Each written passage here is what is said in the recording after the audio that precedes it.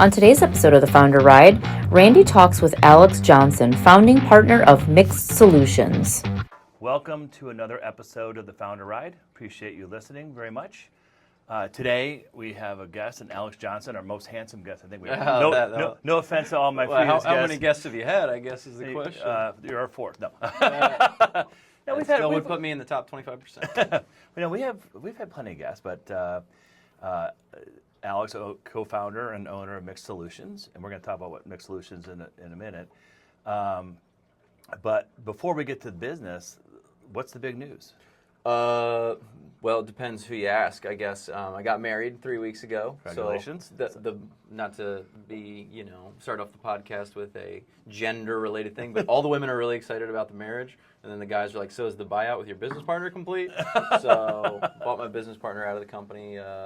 Very similar time frame. I was actually trying to do partner deal on Friday, wedding on Saturday, which I'm naive, and you've probably done these before. Mm-hmm. So it's literally 8 hours of signing documents. Oh, yeah. So it was not going to happen the Friday before, so it got kicked to the Friday after, but it all worked out. So now I have to ask the question, why were you trying to do them at the same time? Mostly to get it off my plate, to be honest. Just emotional, it's done, it's over with, I don't have to think about it. They just kind of timed up that way. It wasn't like, have to finish this before the marriage is, figured out. It was just the deal had been going on for, gosh, I don't know, probably 4 to 6 months. We'll come back to the bout in a second. So you do the deal, it's done, it's signed. How did that change your day for you on your wedding day? Not a lot. It was just kind of, it took a week, so it was still 1 week out. But whether it had been done or not really doesn't change things that much. My business partner had been out of the business for about 6 months. Physically and doing some amount of work, but mostly kind of had wound down. Yep. So that also kind of made me realize, and you probably know this, having done these transactions before, is that's almost when you're most vulnerable for a deal, because you're like, I'm ready for the deal to be done. Right.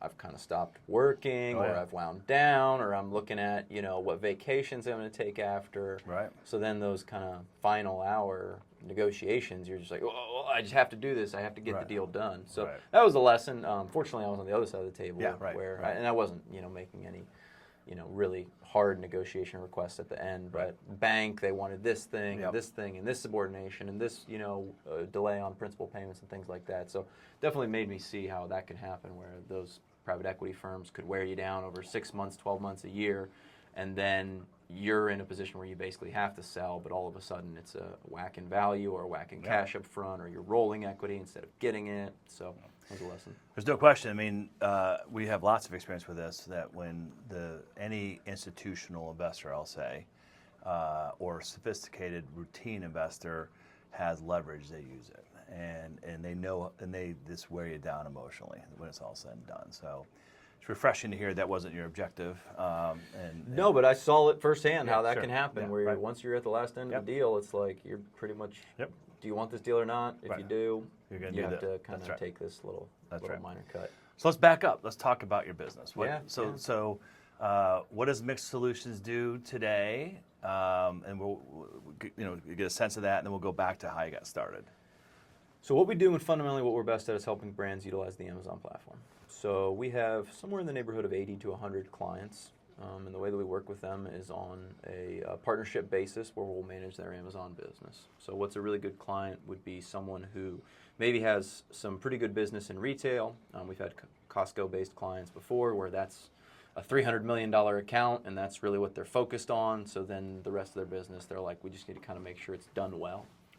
Then we have clients who have really good and really strong direct-to-consumer websites, and that's their bread and butter. That's what they love doing. Maybe they've got a little bit of retail presence, but this kind of third channel of Amazon, they don't have the time or effort or energy or know how to kind of manage. So that's really what we do today. We're unique in that we will physically take inventory positions, so we will own inventory. We'll buy from you at wholesale, mark it up, and sell at retail. So I call it like a symbiotic business relationship where... Do you manage inventory as well, too? Correct, yep. So you warehouse the whole thing? Warehouse the whole thing. We have a 63,000 square foot warehouse in Columbus, outside of Plain City. Okay. And so what I say is the checks only flow in one direction. So if you're my brand partner, right, then I'm going to be purchasing inventory from you, and you're never going to pay any fees, right? You know, right. nobody wants fees, right? How do I get my fees lower, not higher? Right. So our clients really love that aspect of the business, and we generally deliver results. So most of our clients will see a year-over-year growth because I think we have a thoughtful strategy of not try to get in and hit it out of the ballpark, but make sure that you're etching up the algorithm, and that's been really successful for a lot of our client partners. Are there any type of products? Well, I'll ask a question this way: what are the products you're best at selling? I don't know if we're best at selling consumer packaged goods, what we would call CPG, but that would be like shelf-stable items. So coffee is a CPG good. Toothpaste, toiletries, things like beauty, personal care. We do a lot of sports nutrition. We've got a handful of chocolate companies. So there's some unique infrastructure you need around the meltability of chocolate. Yep. So that's been an aspect of our business that we've built out, and it's just like, oh, well, this is a niche that we can kind of carve out for ourselves. So it's more process over product for us. The product itself doesn't really matter, but just we've got our name passed around in consumer packaged goods. So within a CPG space, it doesn't matter what it is. But like we have a client example who sells vinyl railing. That'd be a different animal for you guys. Yeah, potentially. We could do it by all means. Yeah. The difference there is that you have a customer who's going to come back over and over again in CPG. Yep. So if and when you win that customer over, they're going to be subscriber savers. They're going to be a repeat customer. I see. They're going to remember your brand, have brand recognition. Whereas a vinyl railing, you need that probably one time unless you're a contractor. Right. And on Amazon, most people shopping are kind of like, you know, weekend warriors type situation. So I'm going to buy it once and then it's done.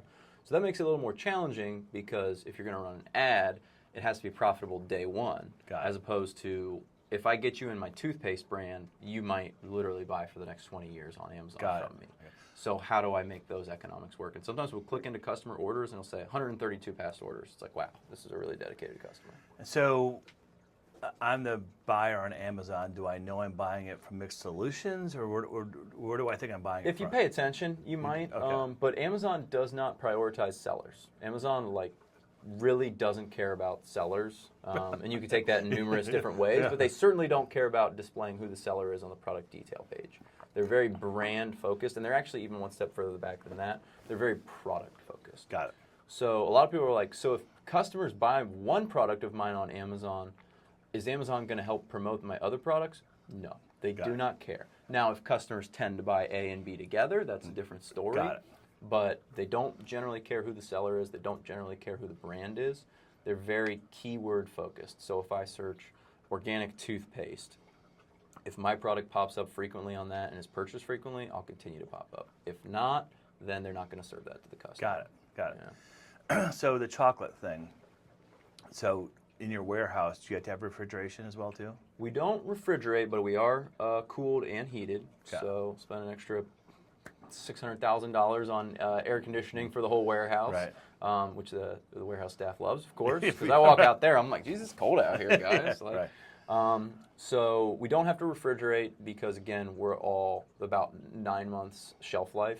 That's kind of what you need to do business on Amazon. Got it. If we have a customer, they have muffins, and they're like, we want you to do the muffins. There's a 2-week shelf life. It just doesn't make sense. Got it. So in order for something to get shipped into Amazon's Prime system and then distributed all over the country, that's kind of what you need is that 9-month shelf life system. So nothing that's going to die off in a week or two. Got it. Where do you see the business going from a technology perspective and consumer behavior perspective? Wow, good question. Well, this is a unique thing about Amazon. So Amazon publishes data. Obviously, they're publicly traded, so they publish data about their sales, and they'll specifically, Jeff was really good at calling out third-party sellers in that portion of the business in his shareholder letters. I haven't seen as much of that from Andy. But they'll publish the data associated with how much of their product is sold via Amazon and how much is sold by third-party sellers. And then they'll also publish the data associated with how many third-party sellers there are out there. Okay. And over the last couple of years, an interesting trend has happened where they've started to hit a peak of third-party sellers and they started to drop off. So meaning there's fewer third-party. There are fewer third-party sellers. And then within that fewer third-party sellers, has revenue stayed? Exactly. Okay. Revenue's increased. Okay. So there's a smaller number of sellers obtaining a larger share of the pie. Got it. So what I sort of see happening is I see that trend continuing. People are going to keep shopping on Amazon. Sure. I mean, a drone can't deliver a product to your door yet, But it's I there. did see that Walmart has delivered 1 million packages via drones. Okay. It's in like a pilot in 4 states. Amazon, I feel much more confident in their ability to deliver on things like that than Right, Walmart. right. Walmart just hasn't proved to me that their system has adapted. So if you can get a product in 30 minutes on Amazon, you're going to do that. Sure. So I don't see that going away Yep. anytime soon. So I see the market share increasing. Yeah. And what Amazon has done is made it more challenging to sell on Amazon. So that's a good thing for us. Yeah, sure. Because that's job security. It'd be Right. like if they made it much more harder on wealth management. Yeah. It's like, Yep. okay, there's going to be fewer people in this business, which means if I'm an incumbent, the incumbent generally is favored from regulation and compliance. So is that why there's fewer third-party sellers? They Made made it more challenging. Got More. They've also really compressed the margin. Okay. So the new CEO of Amazon, I think he looked around and he went, hey, we're losing a lot of money through these third-party sellers. We're paying a lot of their costs. We need to make them pay. Got it. So costs have risen, and if you're just not paying attention, you might get to the end of the year and go, well, we didn't really make any money. What happened? Because they kind of hide. A lot of these fees are very tiny, little fine print, hidden Got it. off in unique reports that are hard to find. Got So it. if you're just not watching it, it's easy to end up not making nearly as much money as you thought. Because your margin might start at 20%, but then you might lose 6 or 8% off of that if you're not paying attention. Then when you're like, hey, I'm running 15% of tacos, basically the percentage of my sales back into ads, well, then you lose 1% if Yeah. you lose 6 or 8% off Right. of that. So is Amazon preferred buying directly from the manufacturer, or do they prefer dealing with third-party sellers? It's a good question. I don't get a sense that they care that much as a whole. Okay. Now, there are category managers in those little unique businesses that are somewhat competitive with each other. Got it. So if you're, craft, right? Amazon wants your business. They want to buy direct from you. Got it. They want to do what they would call vendor. If you're an upstart, better for you macaroni and cheese, they do not care about you. They Got it. do not want to do business with you. You're not big enough for Got it. us. And the only way it makes sense is through a third-party seller. Yes, Got it. correct. Got So it. that would be your only other option to do Got it. business with Amazon in that situation is to be a third-party seller and list on your own. Got it. So, but even on the vendor side, we're hearing more and more people saying that they're also getting squeezed. Yep. So I went up an expo like 2 weeks ago, went up and talked to a really big meat stick company, like one that you would know from every day. And they were like, well, what would you do if I Amazon... mean, I love a good meat stick. Yeah, they're a good one. They're a big one. In fact, I had one yesterday. Yeah, It was good. maybe it was this brand. And they said, well, what would you do if vendor refused your price increases and your break even or losing money? I said, I would go to seller. And they were like, like that was a revolutionary Right, idea for right. them. So I think that there'll be some of that also. Got it. And there's been a pendulum of vendor and seller kind of bouncing Yep. back and forth. Got it. That they'll want more and then they'll throttle down and someone will go, we got too many people in this department, we need to cut some heads, and then they'll scale down. And Got so it. that's kind of been ongoing. Got it. But what really hasn't stopped is generally 2 out of every 3 products sold on Amazon is via a third-party seller. Got it. All right. So I agree with you completely that Amazon's not going away. In fact, they're probably going to grow, continue to grow. I understand the way they've compressed fewer third-party sellers, but revenue's gone up. So my very specific question with that set of facts is, how is technology going to change your business going forward? Yeah, the big thing that nobody quite knows yet, a lot of people have talked about it, but it seems a little clunky right now, is just agentic commerce. Yep. So what does that mean? That means eventually I'm just going to go to chat or Claude. literally my iMessage, and I'm going to have my iMessage bot, and I'm going to say, hey, buy me the best organic deodorant you can find. Ah. And it's going to go, okay, I've purchased this for you, Alex. Oh, I see. Or maybe, here's 3 options. What's the most important thing for you? Most important thing is antiperspiration, clean ingredients, low cost. And that agent will be my agent sitting on my system, or is going to be? Well, it depends. So Okay. Amazon already sort of has their agent. Yeah, right. It used to be called Rufus. They've called it Alexa now. Yeah, Go right. figure. So Alexa. So next time you're on Amazon, if you look to the far left, mostly on desktop, I assume, look on the far left, and there's a little chat bot. You can just chat with Alexa. Got it. So you can say, my wife's birthday is coming up. I don't know what to get her. She loves baseball. Can you populate me some gifts? I've tried it. I think it's really clunky right now. Clunky because It's just not populating you good stuff. Got it. It just doesn't seem like it really quite, which you would think if anyone would know your buying habits really well by this point in time, it would be Amazon. Right. So I think that they need to be able to integrate all your data, all your search data, Yeah. all your history into that actual buying experience. It feels like they haven't been able to figure that out yet. Got it. But I do think that that is probably coming. So how does that change the buying experience when I'm out, right? Now it becomes even more important that we're talking to the algorithm and talking to AI. Got it. So, right, like, this is a thing that's always happened on Amazon, is the titles would be really, really long. It would be organic coffee, medium roast coffee, Right. Colombian coffee, and it's just like nobody reads like this. Right. But they're always speaking to the algorithm, right? So will it become even more important to do that if a human is no longer even looking at the title or the product? It's just exclusively an AI that's looking at that? Maybe so. Yeah, probably, yeah. Sure. So how do we manipulate that? Nobody's quite there yet, I would say, Got but it. there are hints about that. It's funny because as a consumer, because I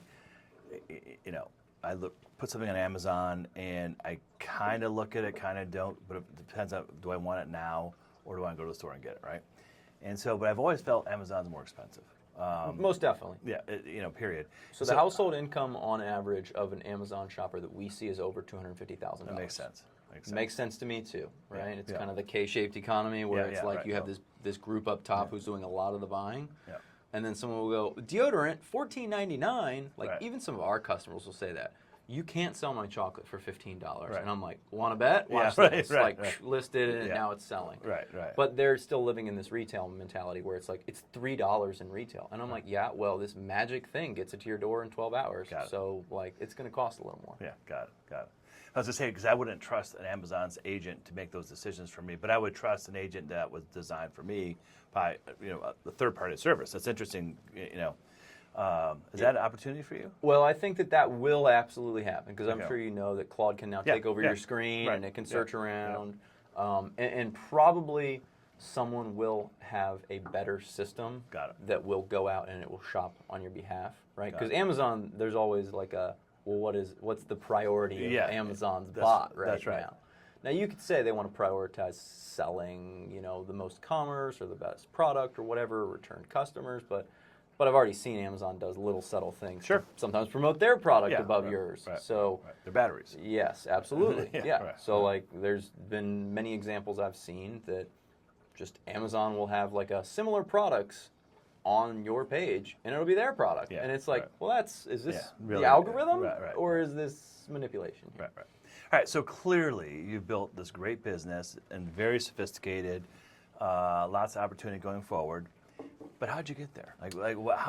How'd you get started? And talk me through how long ago that was and the things you learned at in the very beginning. And I'll let you tell. I know. Yeah. Like what were the big key mistakes you made, and how'd you remedy those things? So I have a podcast too, and what I hear from a lot of the entrepreneurs is, I had a paper route when I was a kid, and I had this little business, and that was not me. Not to say that I wasn't entrepreneurial, but I didn't have a paper route or anything like that until I got to college. This would be what I would say was kind of my defining moment in entrepreneurship. I started a business when I was in college. I had a professor that he handed out a one sheet that said, these are all the reasons to start a business while you're in college. It was very counterintuitive because you thought, well, I'm in college, like I don't have any money, I don't have any resources, I don't have any time. And those were kind of all the reasons why you should, because I don't have any money, you have nothing to lose. Right? Like, I don't have any resources. Like, what do you mean? You're at a college where there's a marketing professor, a legal professor, an accounting professor. Like, you can't screw this up. Right. You also have a captive market with all the kids that are around you, the students. So that was just So you kind became of, a drug dealer. yeah, right. Well, yes. I actually thought there'd be a funny movie or play or documentary, not about my life, but like fictitious, Right. that kind of incorporated some things in my story. But we actually started an entertainment company where we bring live music to our little university. It was kind of a sleepy town. And where'd you go to school? I went to Ashland University. Okay, yeah. So sleepy little town, Judeo-Christian college, dry campus, Right. and so there was a lot of athletes on campus, and Yeah. athletes wanted to go out and have fun. So we would host these small events. And that kind of was a kickoff for me because I saw, hey, I can do this. Like, this isn't that crazy. It's not rocket science. it's more of a mental barrier than a physical barrier to like get started doing this thing. And once I had kind of done that, then I knew that the next step was to keep on and continue with it. So that business was kind of designed for a small town, so we didn't keep that going. I closed that company, moved to Columbus after I graduated, and within like 3 months started Mixt Nutrition, which was our original concept. We actually thought we were going to open a food truck that would go to sports events and sell pre-workout, post-workout, nutritional supplements and shakes. Yeah. I figured that's a good idea because this concept can't fail. Food truck can't fail. You just have to move to a new location. Yeah, right. Now that I know a lot more about the food truck business, I'm very thankful that we didn't do that. It's a brutal business. It's very hard. It's a very hard business. So we didn't have money to build that, though. So we started a website. So I was dating myself. This was when you had to actually have a person who could build a website, not like, oh, either Claude can do it or even just, I can spin up a Shopify in the next 2 hours for you if you need. Built that website called mixtnutrition.com, which would have been more similar to like a bodybuilding.com. Got it. And started selling through that. About 6 months in, we had a rep say, well, I got these guys, they're doing $500,000 a month on Amazon. And I said, do you mean $500,000 a year? Because we were on pace to do like $100,000 in total sales that year. He's like, no, $500,000 a month. Wow. And I was like, this is amazing. We have to sign up for this platform. Right. So what year is this? That was about 2015. Okay. So 10, 11 years ago now. Which wasn't the start of Amazon by any means. No. I have a friend who was the 23rd seller on Amazon. I think that was like 98, something like that. 99, maybe 2000. Wow. So very early on. Yeah. So we were, 15 or so years past him, but we were at a time when Amazon was growing very, very rapidly. The consumer Amazon became household. It wasn't like a weird niche thing where it's like, I buy a book on here every so often. It was starting to be like people are buying every day something. Yeah, once a month, once a week, once a day. Right. So started on that platform, made a bunch of mistakes, but around that time we started to see that a lot of brands just didn't understand this. So it was kind of the first wave of Amazon, if you will, the first turning, in that a lot of brands who historically had done all their business through retail were starting to understand that this thing is transitioning to online. And if you can believe it at the time, especially in the sports nutrition market, this is just kind of like really funny. All of the brands in sports nutrition, they wanted to get into GNC. And let's say your protein, should cost $29.99 or something like that. You'd sell to GNC, and GNC would list it for $29.99 or $34.99. On your website, you list it for $79.99 because you intentionally were trying to push people to GNC. If some sucker wanted to buy on your website and give you, an 80% margin, great. Right. But what was happening was these distributors would be selling the product for $18 in hopes that Vince's Muscle Shop or whatever small shop would buy it, list it on their store shelves, and then they would have like a bigger chain distributing through that. But all that ended up on Amazon. So these resellers would drop the price lower and lower and lower, and because of that, these brands didn't have control, and then the retailers were saying, like, your price is so low on Amazon, I don't want to do business with you. So there was a big kind of inflection point where, like, the changing commerce kind of had to make brands catch up to it, and we just came in and said, hey, look, we can fix this, but you need to remove these people, and you need to partner with us. Got it. And that was an attractive proposition for a lot of brands and you partners. Were no doubt about it for sure you can do this.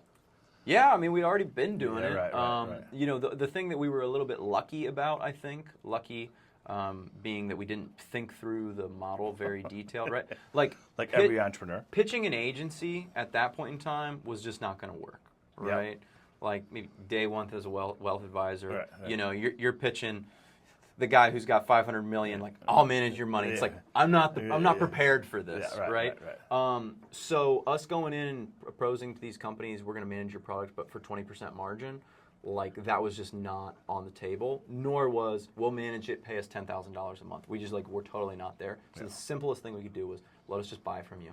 Let us buy, we'll mark it up and sell, we'll do all of our work for free, just to make that kind of final sale. How'd you finance the buy?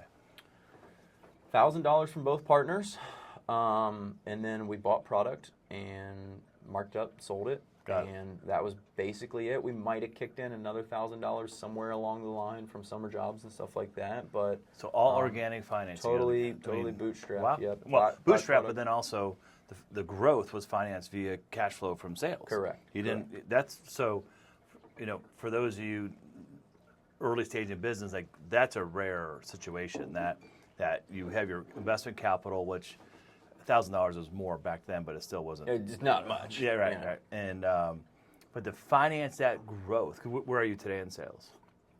Last year we finished right about at $50 million. Yep. So at any given time we'll have $5 to $7 million in inventory. Yep. So those $1,000 have kind of grown into that.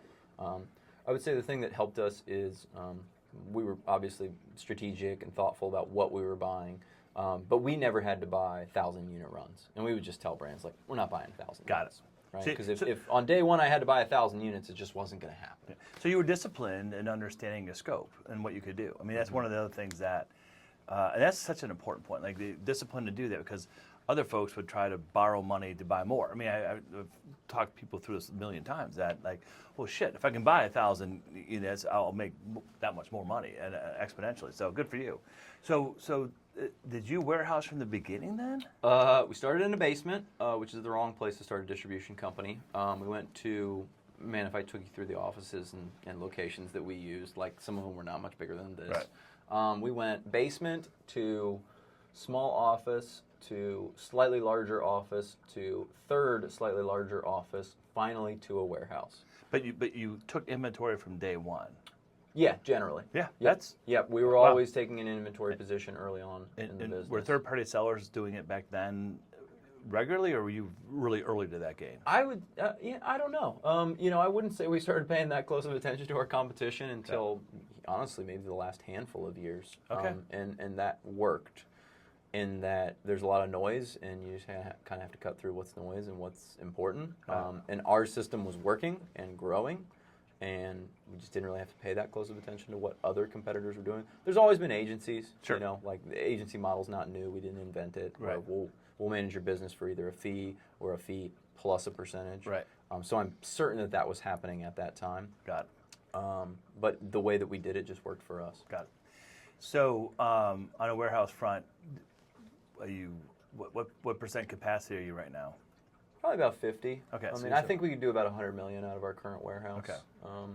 But we've also gotten more into some of the kind of core services around Amazon. So pick, pack, prep, FBA prep, consolidation services. So there's been just ongoing opportunities that have opened up on Amazon just with changes. Got it. With like I said, with Andy raising costs. Yeah, sure. Now people are like catching back up. Like, holy cow! Like the cost of doing business on Amazon has risen so much. How can I lower it? Got it. Versus being mindful, second, it's making the right decision. So we can do some things like that for our brands. So you mentioned Walmart a little bit ago.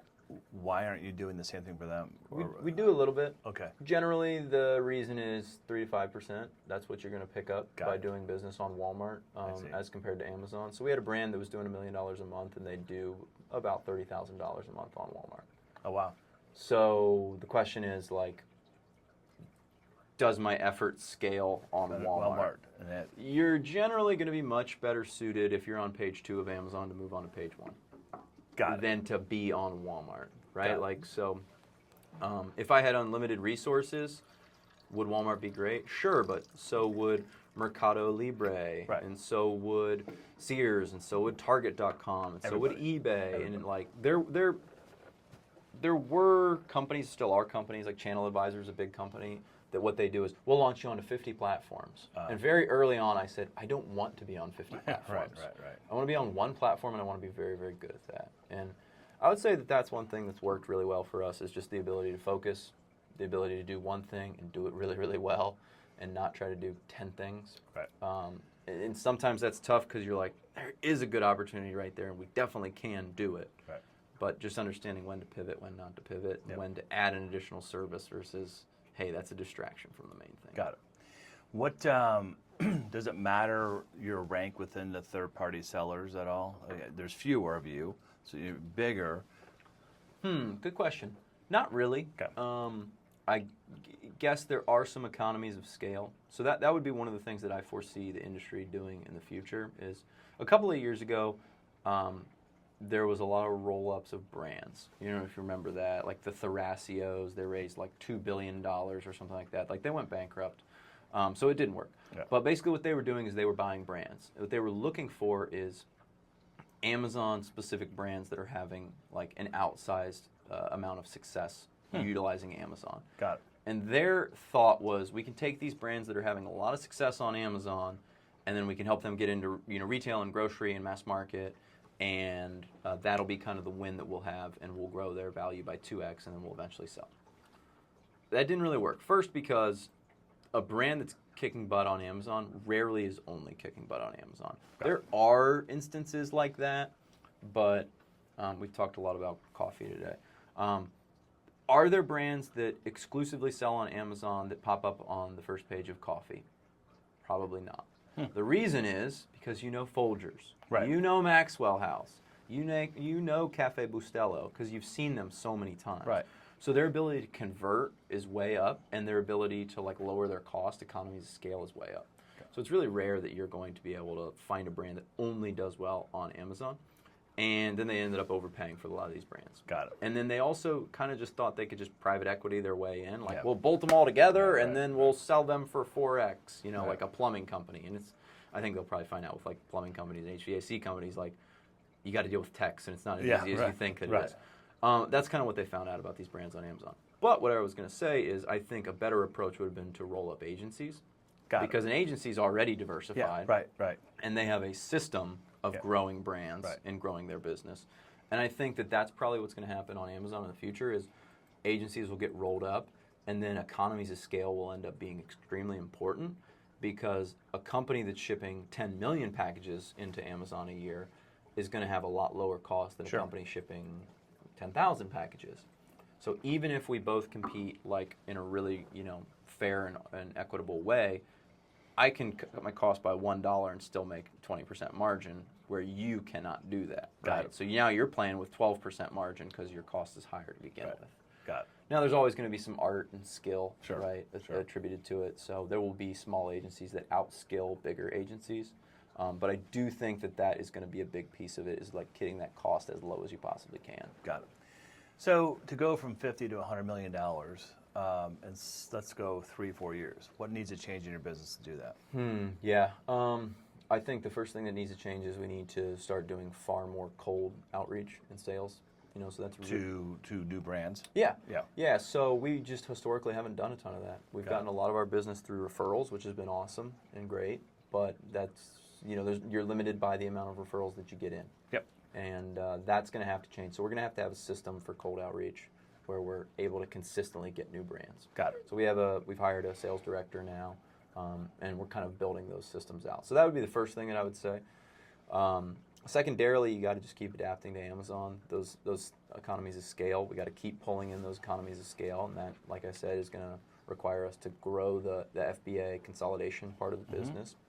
And then you're just going to have to scale your team, right? Which is really, I was driving with that. What does that look like for you? Yeah, I think that you definitely can do some things with AI, but at the end of the day, you don't hire a marketing agency to talk to an AI. You hire a marketing agency to talk to some, young, good-looking guy or gal who's really smart and on the ball, and you want their brain power, and you want them to go out and deliver. Got it. So you need to have people that are able to deliver on that. So I think the biggest thing that we'll need to scale for is brand reps and client-facing, client management. I don't think that's going away. And then warehousing-wise, a little bit more automation. Back-end purchasing, things like that, automation. How automated are you right now in the warehouse? I would say minimally automated. Okay. I would say one of the challenges for us is it's not the same process over and over again, right? Okay. If I was it'd be great if every single item that I sold was the same size and shape. Yeah. We would have automated the whole process. There wouldn't be probably any humans in there. Right. Because they're so different, there hasn't ever been a piece of machinery that came on and it was oh wow, this is going to do 50 different types of items. I see. So that is a little bit of a challenge. It's also, again, an opportunity, right? That if you can find clients that are similar, everyone's facing that same challenge. But I do view the future being a lot of cost driving down through automation, especially for the bigger sellers. Kind of, again, that economy of scale. Right? Do you see robots, true humanoid robots, working in your warehouse in the next 3 years that they can behave like humans, identifying different size packages? 3, no. 5, I think maybe. Okay. I think it depends a little bit on cost and function. Sure. Right? Yeah, right. And you got to think about safety now. There's a safety component. What's the danger of having this in the warehouse? How does this fundamentally change the workplace? But I don't have any issue with it. Like right. we could certainly, move people into new departments. Right. We're still growing, so that's fortunate. Yeah. I think where, staff and employees would start to be a little nervous is Sure. we're not growing, and now the robots are starting to come in. Got it. Then it's like, ooh, they might be able to just kind of replace me. Got it. What is the goal? What's the plan with the business? Yeah, I mean, I think we know we want to get to 100 million. Okay. I think we really firmly believe that we can do that. And then I think we take a step back and kind of reassess everything and just see what we've accomplished, but see where we believe the next kind of goal would be. And we as you Yeah, today. I guess the royal we at this point in time. But also the team. I mean, Sure. look, we've had a lot of employees that have been with us. We have employees that have been with us for 11 years, and we've only been in business for 12 and a half years. Yep. So that's a long time horizon. What I would say is when we talk about the next chapter of the company, at the forefront, one of the most important things, if not the most important things, is putting all the employees in a position to have success going forward. Sure. So I have just seen that doesn't always occur in private equity. Yep. A lot of times they come in, they're like, great, we're going to slash cost by cutting half the workforce so that half the workforce can do 100% of the work, but our costs will be down 30%, and we'll increase our EBITDA margin, and we'll quadruple that by bolting in one or two more companies, and then that's that. Yep. Not really that interested in that. Right.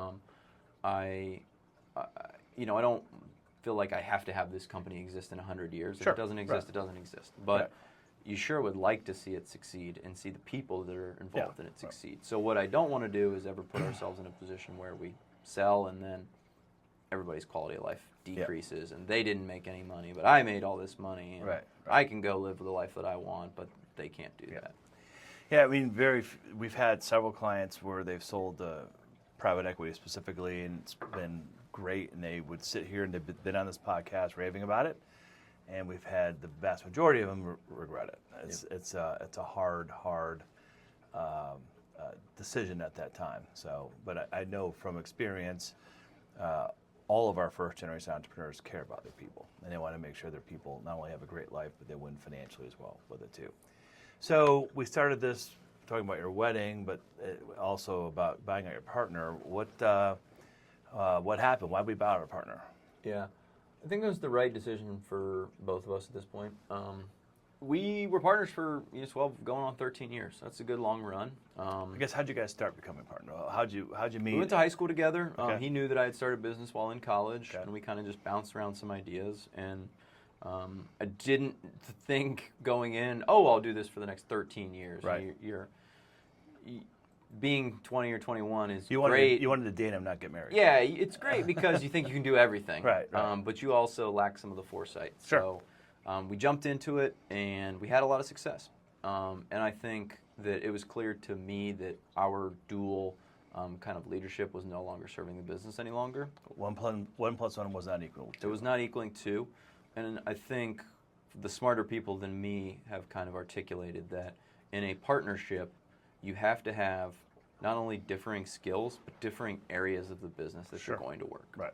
If you're both trying to work in the same area of the business, then you're going to have gaps in other places, but then you're also just going to probably butt heads. So if I go back, I would have tried to just establish that very early. It's like, what are your skills? What are your weaknesses? Let's work and let's set these up, and then let's do this for 5 years, and then we'll reevaluate. Right. But it was kind of not there that both partners were trying to do the same thing, and that wasn't serving the business, wasn't serving the employees any longer. Got it. And I think that it just came to a head where we couldn't see the future vision and decide on what that might look like, whether it was we want to go to 100 million, or why do we need to go there? Why do we need to go fast? What's the point in that? We're doing pretty well for ourselves. Well, wait a minute, you might want to sell in the future. That makes me a little nervous. Like, maybe I just want to do this for the rest of my life. Right. So there was kind of these lingering questions that there was no way of answering. Got it. And what I said is, I can't promise you that I'm going to want to do this for the rest of my life. Yeah, I may want to sell in 3 or 5 years. Right. And I don't think I'm a bad guy for that. Sure, right. Somebody offers you a great deal, you got to be serious about it and think about that. And I think that was just kind of a point of contention between both business partners. So I think two pieces of advice I would say is the one, have differing pieces of the business that one person is covering. and then 2, kind of get aligned with what the goal is that everyone's working towards. And if everyone cannot align on that goal, that's probably like a mismatch that you need to figure out what are we going to do with that right now, as opposed to, well, it'll get better as the business gets bigger, or what. So I'm going to ask a question, but give context first. That in my experience doing this, been in the industry for 35 years, but entrepreneurs certainly the last 20. I tell people, like, look, partnerships generally don't work. Yes, statistically that would be accurate. Yeah, they don't work statistically, and in general, the ones that do work are dysfunctional. A lot, like, very. That is also true. So I'll say, like, very few partnerships. 1 + 1 = 10, and we have a couple as clients, and it's, a couple, not anymore, but one client in particular sold, I forgot now, 10 years ago. The 2 principals really didn't like each other. Now they made $350 million. Not bad. They haven't spoken since then. Yeah. But so there was a lot of mutual respect there, but they weren't friends, right? And so, I guess your view as advice, would you recommend people into partnerships as a generalization? Ooh, that's a good question. I would say if you're not going to start a business without a partner, start with a partner. Oh, okay. Because I would rather you become an entrepreneur and see that you're capable of doing this. Got it. And then maybe you have to buy that partner out, or maybe not. If you're thinking, I would never start a business by myself, like, that's so much work, then I could understand. And it is definitely attractive to start with a partner, because then it's like, now I've got 4 hands instead of 2. Sure, right. I've got 2 brains, and I can bounce ideas, and now I got an accountability buddy, right? Where now I got a gym partner that, he's going to make me be in there at 6 a.m. instead of, like, I'm tired, I'm not going to go today, and I'm not accountable to anyone. But I'm with you. Do I think most partnerships will work out in the long term? Probably not. Yeah. It will take a rare set of individuals that work extremely well together and have extremely complementary skills and are very emotionally aware, and are able to be okay saying, Randy's going to manage finance at the company. I totally trust him. I don't think he's ever going to steal from me or screw me over or make a dumb, bad decision, and vice versa. He needs to trust that I'm the marketing guy. I'm going to run marketing. I'm smart. I'm competent. I'm capable. And I'm going to drive the business forward. When you start to get those ideas in the back of your head, like, maybe Randy's not capable of managing the finance, that's when it gets become very, very difficult, because then I want to get into your area, and you don't want to let me in. You're like, gosh, you won't let me look at marketing, but you want to be involved in finance. That becomes challenging. And all the things you said are accurate, and really have a great ability to communicate even during difficult times. So what were your areas? So, what is your area? What do you do? What do you do in the business that you guys are doing together? Yeah. Well, now we're parted. I'm the CEO. Previously, and this is also hard with a partnership. As the business grows, your role changes. Sure. Right? When you have 3 people, everybody's kind of just doing everything. Once you have 10 people, you need an HR department. Well, who wants to do HR? Who wants to do hiring and firing? Well, I don't really want to do that. So what happened with our company is I kind of took that HR part of the business on. And then sometimes, because now you have different roles, you don't understand why you think that that's important. Right. Well, why is culture and why are people important, and why, geez, we're paying these people a lot. And those are some initial arguments, like misunderstanding of how the process of this worked. And I don't really want to be involved in the day-to-day of it, but I want to be involved in the decision-making process. That's one thing that I've definitely learned, that whether it be a business partner or staff, they don't want a leader who is involved from an arm's length in the nitty-gritty details, but then when it comes to final decision, they want to be involved heavily. That's very frustrating when Alex comes in and I don't really understand the problem, and I never took the time to understand the problem, but hey guys, well, let's just do it like this. And they're like, you don't even understand. Like, we've evaluated 15 different vendors, and now you're coming in with a 16th. Like, well, why don't we just use my cousin Bill, who does, like, window washing? And they're like, oh my gosh, like, you don't understand. So people get very frustrated with that. So I think, as the roles grow and develop, as the business changes, you kind of have to continue to be flexible and adaptive there, and that again is challenging. Sure. So what, in hindsight, what were the biggest mistakes you made to think that if you could, I always say, in order to be a bit, you have to make mistakes and learn from them and move on quickly. Yeah. What are some of the big mistakes you made that you kind of wish you weren't of, or were really painful, probably a better way to put it? Yeah. One, I don't know if it was a mistake, but a thing that I did early on that was probably not the right decision. I guess that's what you would call a mistake, right? Yeah. I started another business in 2017, a small construction company.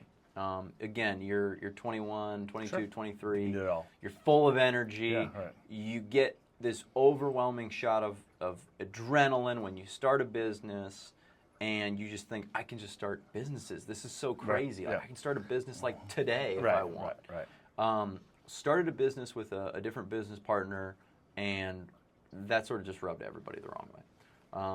And that business was a good business. It was a profitable business. I made money off that business. Eventually, I sold that business for a very small amount of money. Yeah. But it was a diversion, I think, from the main thing. Right. And I see entrepreneurs do this all the time, Yep. especially in their first 5, maybe even 10 years. Like I said, the focus thing, it's very alluring. Like, you see an opportunity pop up. Like, I still catch myself. It's like, God, there's so much money to be made in this AI thing. And it's like, dude, you're doing a thing already. Like, you have a thing. So started that business, and although it was all successful, it just made relationships harder, made day-to-day management harder. And maybe the core business, Mixt Solutions, could have scaled faster if I was more involved during that period of time. So just, that was a mistake that I made, that I would go back and say, like, and it wasn't as good of an opportunity. It was a more competitive business with lower margins and higher turnover. Why'd you get in? What was your I had a friend who was doing it, and he was doing well, and he wanted a business partner, and he was like, I know you're experienced in business, and I'd love to have some help, and you're going to be able to do these things. And sometimes the things you say, you won't have to be that involved day to day, Well, think through that. Like, well, how would that actually look? And now that you've done it a couple of times, you go, well, it's obvious that I was obviously going to have to do the accounting and the finance and the tax returns, and I was going to have to distribute the K-1s, and I was going to have to do the invoicing and client management and insurance procurement and bank setup. And it's like, well, if I'm going to do all that stuff, like, this can't be hands-off. So I think just got into it because I was young and hungry and aggressive and thought more is more. But if you look at most of the best entrepreneurs, they diversify after they sell their big business. No question. They don't diversify prior to selling their big business. No question about it. We see that with our client base all the time. That we've had a couple clients over the years who've been able to have even that they're related businesses to each other, but usually after the fact they're doing something different, if anything at all. So walk me through now where you are with your relationship with the business. So obviously you bought your partner, got married, so a lot of fresh new things happening.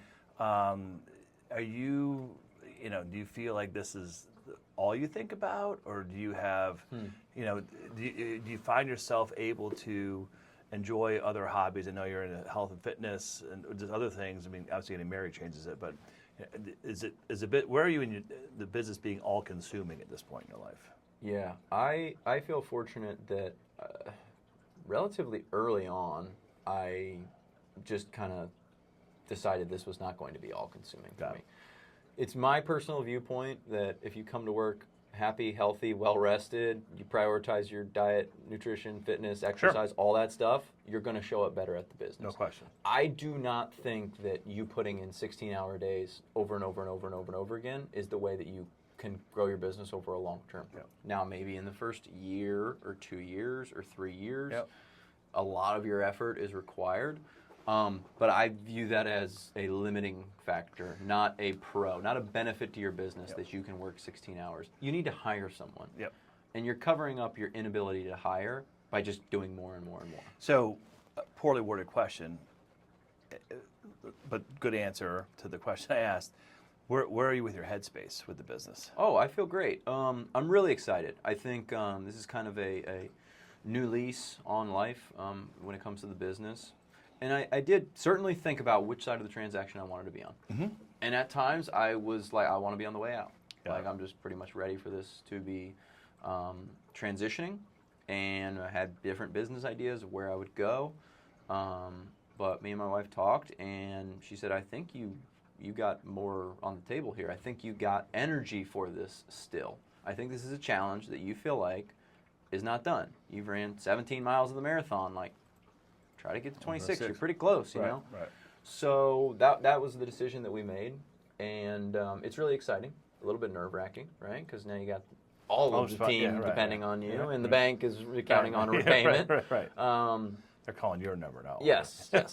So there's some changes that have to happen there, but I'm super excited about it. Okay. And I think it's another piece of my entrepreneurial journey that I have to overcome to kind of get to the next part or the next phase of success. Is your wife involved in the business besides being a mentor? No, she's not. She sounding board. She is not a business person, nor does she want to be. Although she'll kick me business ideas every once in a while, and I'm like, "That's a great idea. Here's all the things that would go into that." She's like, "Okay." So, what does she do?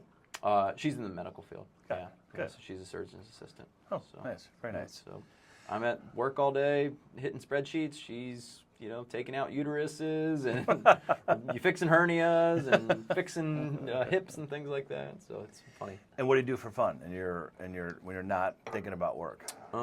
Training for a marathon. So we ran 5 this morning. All right. So we got 14 this weekend. All right. But really big into health and fitness. First marathon. It is my first marathon. Okay. I played soccer in college, so there was a long background of running around. Yeah. Been more into it at certain times, less into it at certain times. But we got a really nice fitness center at the office. What marathon are you running? Columbus National. Oh, you're running it in the October. Fall. Okay. Got it. So one of my favorite interns we ever had, and we've had a lot of great interns, but one of my very favorites, a guy named Mac, and he played soccer at Kenyon. Okay. Yep. And so when COVID happened, and he grew up on the East Coast somewhere, and he was paying for his own school or a large part of it, and so he really came here not only for the education but to play soccer. So when COVID happened, Kenyon went to remote classes exclusively, and so he's like, I'm not spending my money to be remote, and that's not going to do it. So I believe Kenyon's kind of a pricey institution, if I recall. It might be, if it's not the most expensive school in Ohio, it's a second or third. That's what I thought. It's right there. And so one of our clients, and this is a long story why, but he was living in one of their houses, and they loved him, and I can understand why. Called and said, "Hey, would you?" He was a finance major. Would you hire him? And I'm like, "Sure, I loved him." And he's super smart, great looking, and he did the crew junior soccer stuff too, whatever that. I mean, yep. So anyway, I love food. You can't tell, but I do. And so always trying to lose weight. So I was like, trying to order less at lunch, et cetera, et cetera. Well, one day I was just really hungry, and I couldn't decide what I wanted, so I ordered both things. And took a bite of each of them, and I'm like, "Hey, Mac, do you want the rest of these sandwiches?" He's like, "Yeah." And we were always in office, so he was here, and he gobbled them down. And the next day, I think the same thing happened, and he gobbled them down. And so from that point, because I love food, I would order like 5 things. And I knew Mac would eat all of it. See what he was capable of. We became very codependent on each other because I might want one chicken wing and a bite of pizza and a bite of that sandwich, and I could count on him because he never stopped running, never stopped. Yeah. He was going to school. He wanted to play soccer is what he wanted to do. So it's loved having it. It wasn't great for my health at all, but like it kind of came sport, you know. That. Well, you also realize when you're 21, 22, like you're just burning everything. Yeah. Like I never thought about my weight one bit when I was, playing soccer in college. But you're just burning so much. Did you play after it all? Did you think? Or? Yeah, I still play a little bit. Okay. I play in a kind of a very low level rec league, which is fun because because it's fun. It's fun, and like generally I am a little bit better than everyone. Got it. So I don't have to try that hard, and everyone's very religious and polite, so they're not going to try to hurt me. Right. And so that's good. Just enjoyable. Well, it's been great having you on here today. Very exciting story. Appreciate it. Yeah, thank you so and much. Well, certainly, I'm curious in this world we live in of innovation and technology, how things change quickly, and it makes sense for you to say how the number of third-party sellers are going down, revenue is going up. So that space will get more and more important as time goes on, and as we become, I don't know, maybe more or less sophisticated buyers as time goes on. How do we behave? Yeah, potentially. Argue either, right? So it's been great to have you on. I really appreciate it. So, Thank you. Thanks. Really appreciate you. And thank you for listening to another episode of the Founder Ride. Please keep tuning in, and have a good day. Content herein is produced by Gerber Entrepreneur LLC, aka Founder Farm, another firm owned by Randy Gerber that is a private community for entrepreneurs. Services provided by Founder Farm are separate from the services rendered by Gerber LLC and are rendered pursuant to a separate contract.